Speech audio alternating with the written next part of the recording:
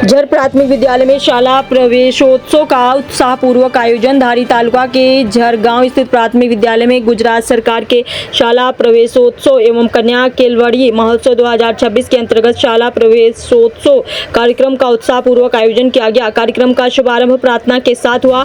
इसके बाद विद्यालय परिवार द्वारा उपस्थित अतिथियों का भगवत गीता भेंट कर स्वागत किया गया।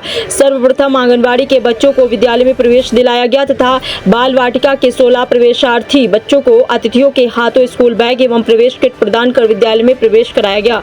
इस अवसर पर विद्यार्थियों ने मेरी शाला, पर्यावरण बचाओ और बेटी बचाओ बेटी पढ़ाओ जैसे विषयों पर प्रभावशाली वक्तव्य प्रस्तुत किए।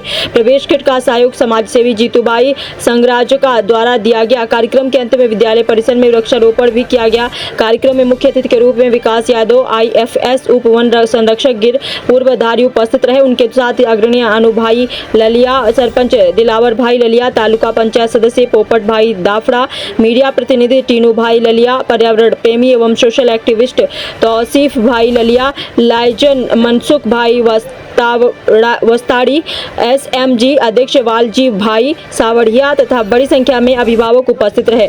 कार्यक्रम को सफल बनाने में विद्यालय के आचार्य महमद भाई राठौर एवं समस्त विद्यालय परिवार ने महत्वपूर्ण भूमिका निभाई। महेंद्र भाई राठौर, स्टेट हेड, माहिती TV न्यूज गुजरात ब्यूरो। पंचायतना सदस्यों पोपटभाई, गामना सरपंच मधुभाई અને મોટી સંખ્યામાં ઉપસ્થિત ગ્રામજનો, વાલા ભૂલકાઓ, સરકારની નેમ એવી છે કે કોઈ પણ બાળક શિક્ષણથી વંચિત ન રહે। આના માટે સરકાર સતત ચિંતન કરે છે। દર વર્ષે બજેટમાં પણ એટલો જ વધારો કરે છે કે કોઈ સ્કૂલમાં કોઈ પૂરતી સમસ્યા ઊભી ન રહે। આના માટે સરકાર સતત ચિંતા કરે છે।